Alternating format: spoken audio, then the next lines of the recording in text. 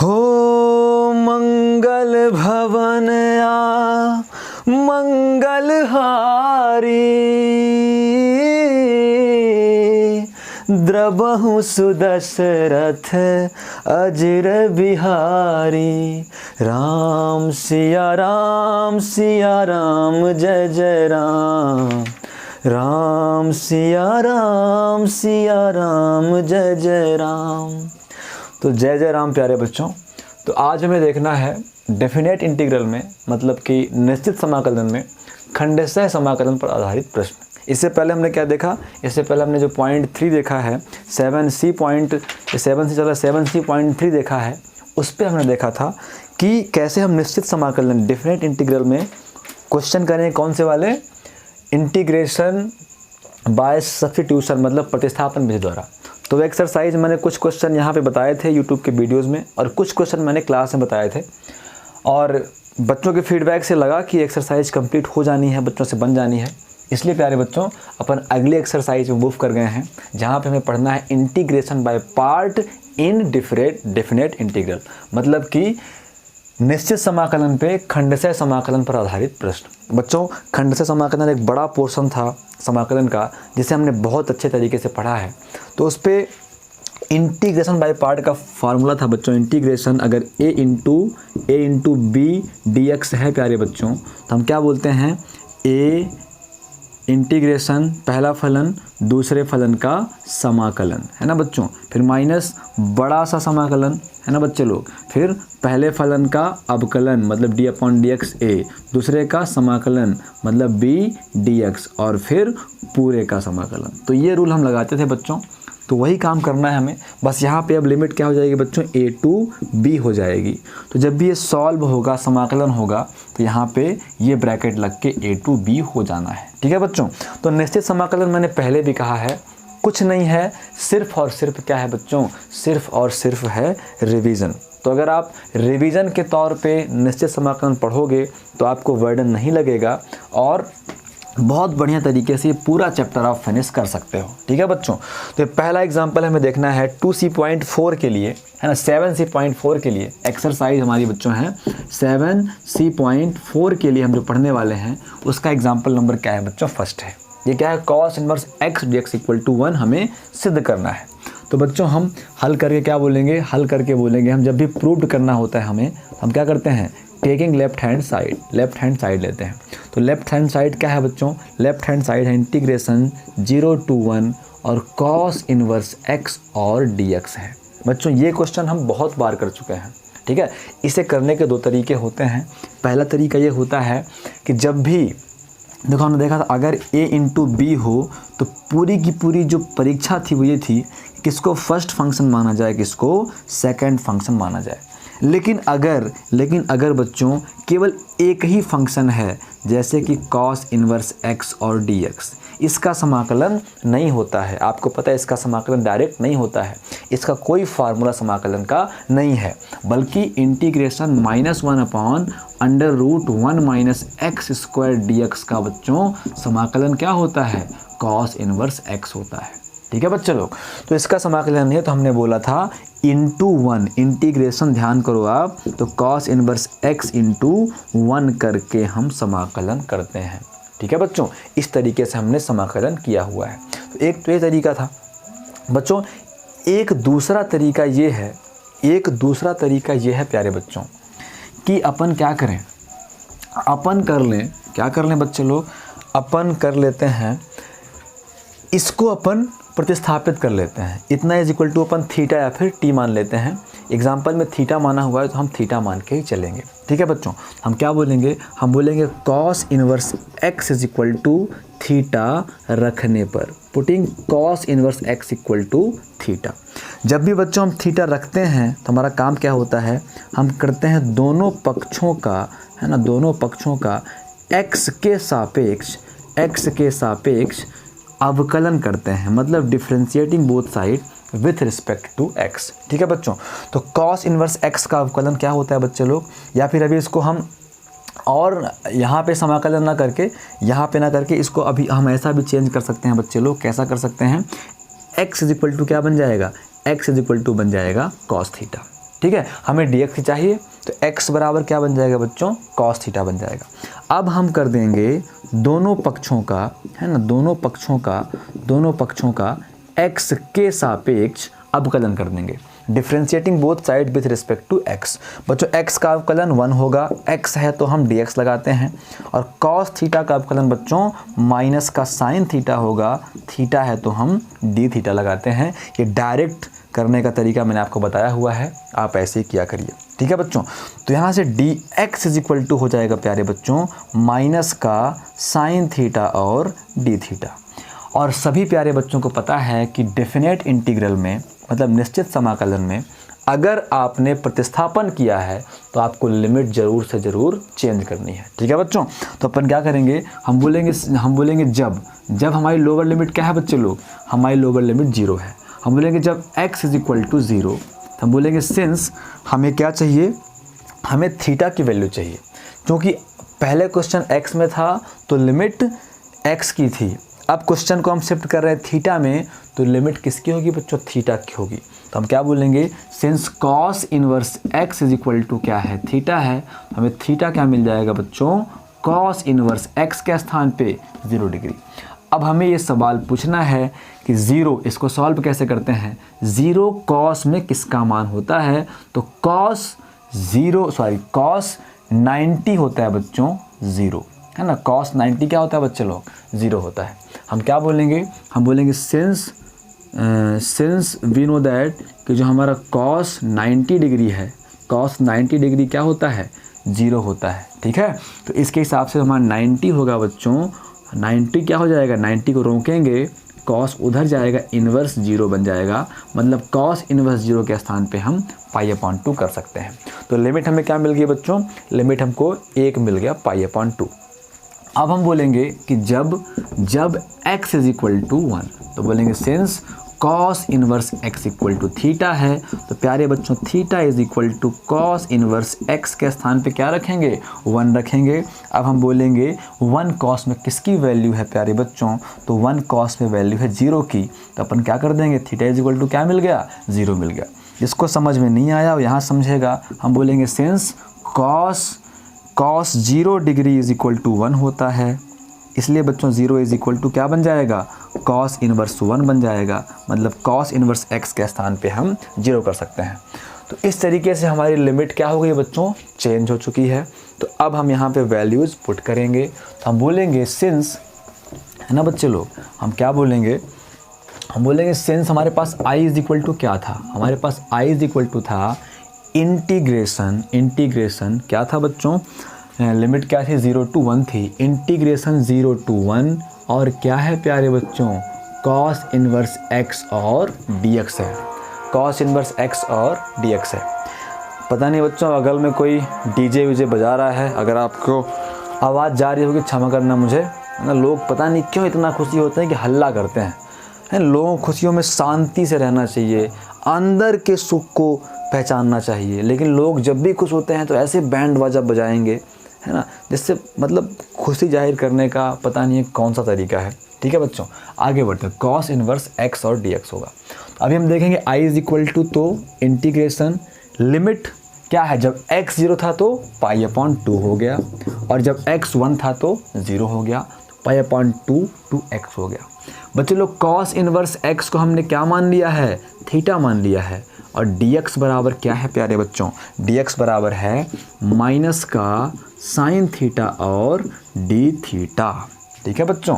तो यहाँ से i इज इक्वल टू बनेगा, माइनस बाहर आएगा, इंटीग्रेशन π/2 से 0 थीटा इंटू साइन थीटा और d थीटा। तो प्यारे बच्चों ये है हमारा जो कहना चाहिए कि अब हमें समाकलन करना पड़ेगा इंटीग्रेशन बाई पार्ट। तो अब तक हम इंटीग्रेशन बाई पार्ट में पहुंच चुके हैं। तो बच्चे लोग आप सबको पता है कि इंटीग्रेशन बाई पार्ट में सबसे मेन होता है किसको फर्स्ट लें, किसको सेकंड लें। इसके लिए हम फॉलो करते हैं ILATE, आईलेट का कॉन्सेप्ट।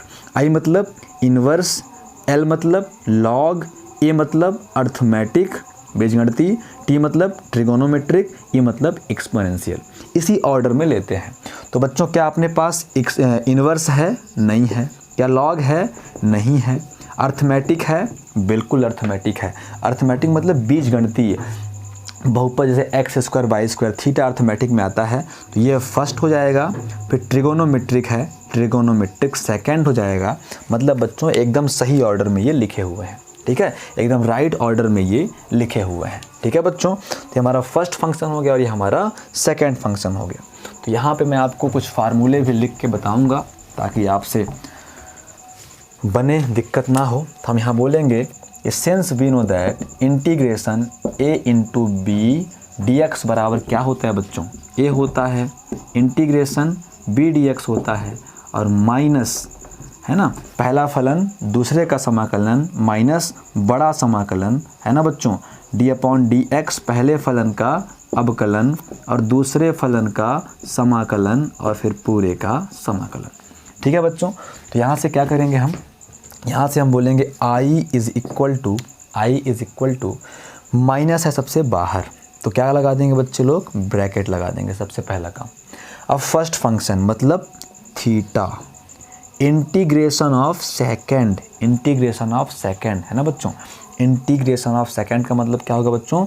मतलब साइन थीटा और डी थीटा, और फिर उसके बाद माइनस, ध्यान रहे यहाँ पे लिमिट्स लगानी अपने को, पाई अपॉन 2 और 2 0 लगाना है, ठीक है।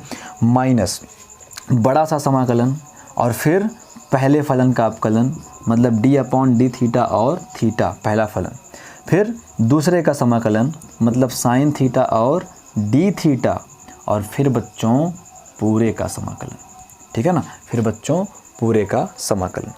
तो इस तरीके से अब ये बड़ा वाला ब्रैकेट भी क्या होगा बच्चों? बंद होगा माइनस के लिए। अब अगले स्टेप में हम क्या करेंगे? अगले स्टेप में हम इस माइनस का अंदर गुणा कर दें और जो भी समाकलन हो रहे हैं वहाँ पे हम समाकलन कर दें, ठीक है बच्चों। तो अब यहाँ पे क्या होगा? i इज़ इक्वल टू, है ना बच्चों, i is equal to minus का अंदर गुणा भी करेंगे, इसका समाकलन भी करेंगे, तो बच्चे लोग क्या हो जाएगा? माइनस, है ना, माइनस थीटा। साइन थीटा का समाकलन क्या होगा बच्चों? माइनस का कॉस थीटा, अब बच्चे लोग चूँकि समाकलन हो गया है तो हम ये वाला ब्रैकेट लगा के ये लिमिट पाई अपॉन 2 to 0 यहाँ पुट कर सकते हैं।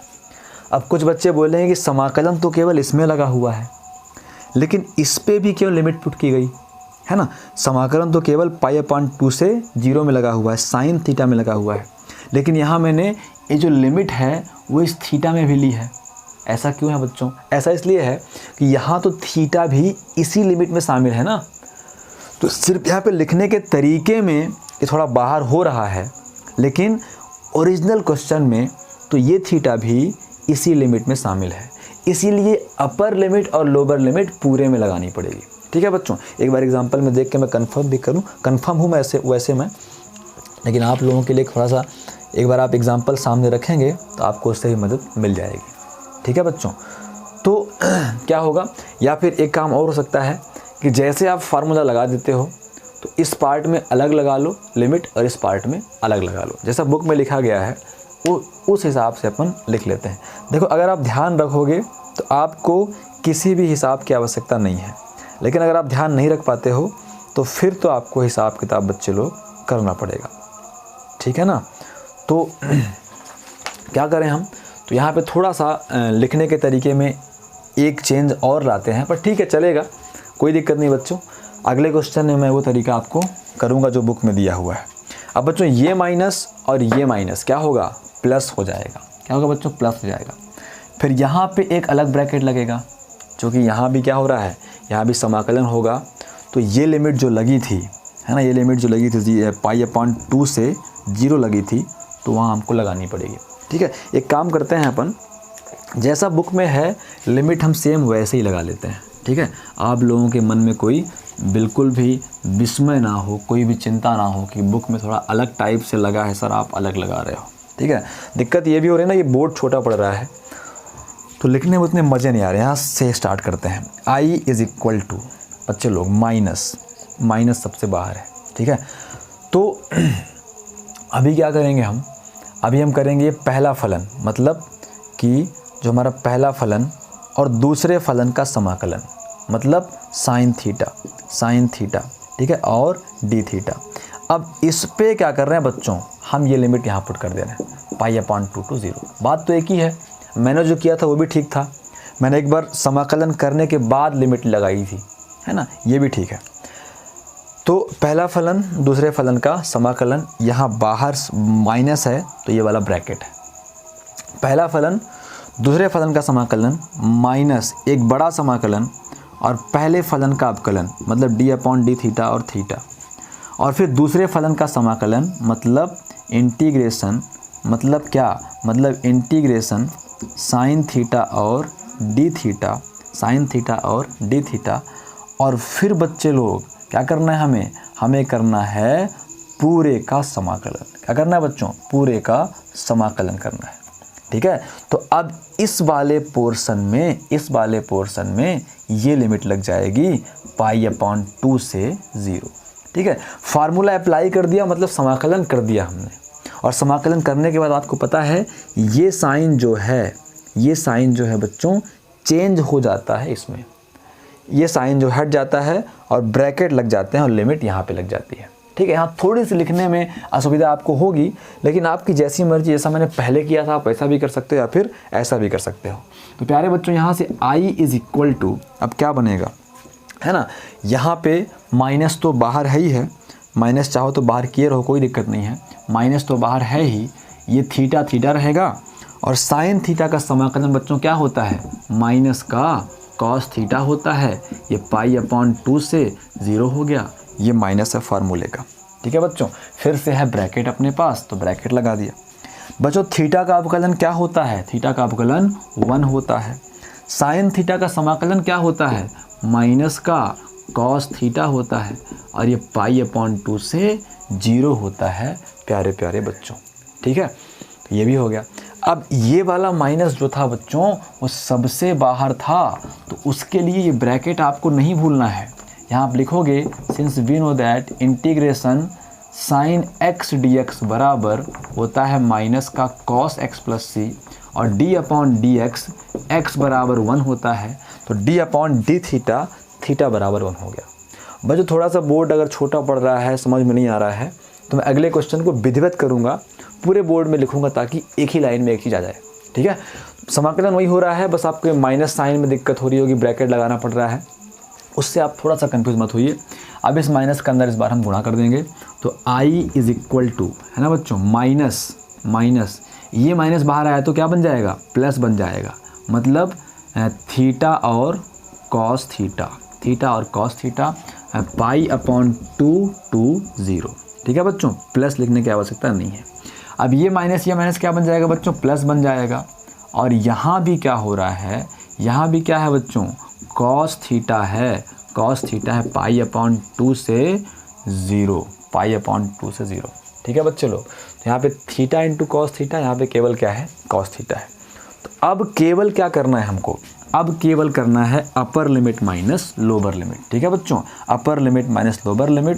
तो i = यहाँ पे करें अपर लिमिट का मतलब बच्चों थीटा के स्थान पे ये अपर लिमिट पुट करना, मतलब 0 × cos 0 minus lower limit theta के स्थान पे π/2 करना, तो π/2 और cos π/2 और cos π/2, ये क्लियर हुआ।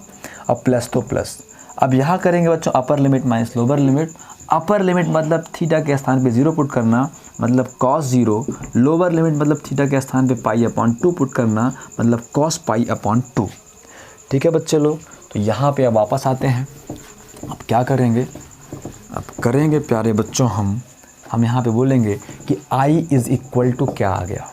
यहाँ पे अगर देखो आप 0 है, पूरा 0 हो गया, ठीक है, ये पूरा 0 हो गया, माइनस तो माइनस, π/2 तो π/2। फिर से देखो अगर आप cos 90 क्या होता है, 0 ही होता है, इसकी तो पूरी कहानी ख़त्म हो गई। फिर प्लस तो प्लस है बच्चों, उसके बाद cos 0 क्या होता है बच्चों, cos 0 1 होता है, cos 90 क्या होता है, cos 90 0 होता है।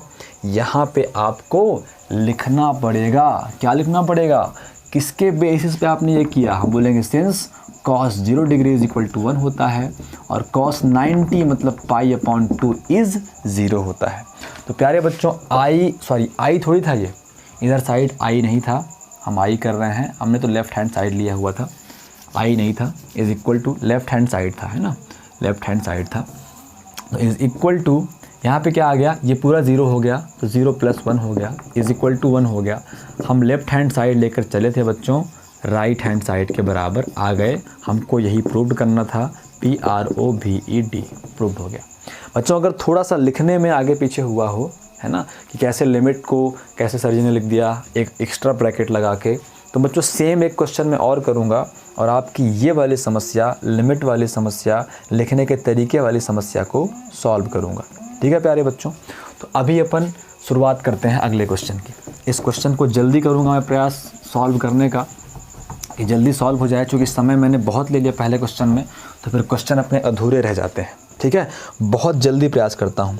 इस पे क्या करना है हमें, इस पे हमें साइन इनवर्स x प्रूव करना है ना, PROVED प्रूव्ड दैट, या फिर लिखेंगे सिद्ध कीजिए कि, है ना, सिद्ध कीजिए कि, है ना, सिद्ध कीजिए कि, क्या सिद्ध करना है, इंटीग्रेशन 0 to 1 और फिर क्या है बच्चों, साइन इनवर्स x और dx बराबर π/2 - 1, π/2 - 1 प्रूव करना है। तो बच्चों हम क्या बोलेंगे, हम बोलेंगे left hand side is equal to, क्या है लेफ्ट हैंड साइड लेने पर, इंटीग्रेशन 0 to 1 और फिर है बच्चों साइन इनवर्स x और dx, ये हमारा लेफ्ट हैंड साइड है। सबसे पहला काम क्या होता है बच्चों, सबसे पहला काम होता है कि sine inverse x is equal to t रखने पर, putting sine inverse x equal to t, तो x बराबर क्या होगा बच्चों, साइन t हो जाएगा। अब डिफ्रेंशिएटिंग बोथ साइड, दोनों पक्षों का, है ना, दोनों पक्षों का x के सापेक्ष अवकलन करने पर, t ना माने बच्चों थीटा मान लें, आप t की मान सकते हो और थीटा भी मान सकते हो, कोई दिक्कत नहीं। पिछले को मैंने थीटा माना था, इसको मैंने टी मान लिया, पर चलो हो गया थीटा ही मान लेते हैं, क्या दिक्कत, थीटा हो गया, चलो बात तो एक ही है, थीटा हो गया। तो बच्चों x का अवकलन 1 होगा, x है तो dx लगाते हैं, साइन थीटा का cos थीटा होता है, थीटा होता है तो d थीटा लगाते हैं, मतलब dx बराबर क्या हो गया बच्चों, cos थीटा और d थीटा हो गया। ठीक है बच्चों, अब लिमिट चेंज कर लें, हम बोलेंगे जब, है ना, व्हेन, जब x is equal to, lower limit क्या है बच्चों 0 है, तो हम बोलेंगे सिंस साइन इनवर्स x बराबर थीटा है, तो थीटा इज इक्वल टू क्या बन जाएगा, साइन इनवर्स x के स्थान पे 0। अब क्या बोलते हैं, डायरेक्ट सॉल्व करूंगा, समय कम है। साइन इनवर्स 0, तो जब भी प्रतिलोम होता है, इनवर्स होता है, तो हम पूछते हैं 0 साइन में किसकी वैल्यू होती है, तो आंसर इज 0, है ना। नहीं समझ में आता जिसके बोलेगा सेंस, हम बोलेंगे कि साइन 0 बराबर 0 होता है, तो 0 इज इक्वल टू क्या बन जाएगा, 0 इज इक्वल टू बन जाएगा साइन इनवर्स 0, है ना, साइन इनवर्स 0। ठीक है बच्चों, तो मतलब हम साइन इनवर्स 0 के स्थान पे 0 कर सकते हैं। अभी अपन क्या बोलेंगे बच्चों, थीटा बराबर क्या होगा 0, हम बोलेंगे जब थीटा इज इक्वल टू 1, जब थीटा इज इक्वल टू 1, तो हम बोलेंगे सिंस हमारा जो साइन इनवर्स x है वो है बच्चों थीटा है, तो यहाँ से थीटा बराबर क्या बन जाएगा, साइन इनवर्स 1 बन जाएगा। अब theta is equal to sine inverse 1 क्या होता है प्यारे बच्चों, 90 होता है कि नहीं होता। 1 साइन में किसकी वैल्यू होती है, तो आंसर आता है कि 90 की होती है। ठीक है, अब अपन यहाँ पे प्रतिस्थापित करेंगे, तो हम बोलेंगे, अब यहाँ पे करेंगे हम प्रतिस्थापित, तो सीधे करेंगे कि, है ना, हम क्या बोलेंगे सीधे, हम बोलेंगे अतः, ठीक है ना, सीधे बोलेंगे अतः, अतः, अतः। अब हमारा लेफ्ट हैंड साइड क्या बन जाएगा, left hand side is equal to, example में लिखने का तरीका, लैंग्वेज हम देख सकते हैं कि ये अतः करते हैं या फिर क्या करते हैं, ये सीधे वैल्यू पुट कर, अच्छा इन्होंने आई माना हुआ है, कोई दिक्कत नहीं है, हम आई मान सकते हैं, ठीक है ना। अतः हम यहाँ पे लेफ्ट हैंड साइड वगैरह नहीं बोला गया है, सीधे आई मान लिया गया है, कोई दिक्कत नहीं। अतः left hand side equal to हमारे पास क्या है, इंटीग्रेशन 0 to 1 है, और फिर क्या है बच्चों, साइन इनवर्स x और dx है। ठीक है, इज इक्वल टू, बहुत शोर हो रहा है, बहुत शोर हो रहा है यार, पता नहीं कैसे कैसे लोग हैं। चलो माइक में पास लगा के थोड़ा तेज बोलूँगा, ठीक है बच्चे लोग। तो अभी क्या होगा, अब लिमिट क्या हो गई, 0 है तो 0 है तो 0 और 1 है तो pi upon 2। Sign inverse x क्या है बच्चों, इसको हमने थीटा माना हुआ है। dx बराबर क्या था, dx बराबर था प्यारे बच्चों, dx बराबर क्या था, cos थीटा और d थीटा, यही था ना। dx बराबर था प्यारे बच्चों cos थीटा और d थीटा। कहाँ गया यार, था ना, वही रहा होगा ना यार, साइन इनवर्स x था तो, है ना। dx बराबर क्या होगा, cos थीटा और d थीटा होगा। ठीक है बच्चे लोग, cos थीटा और d थीटा।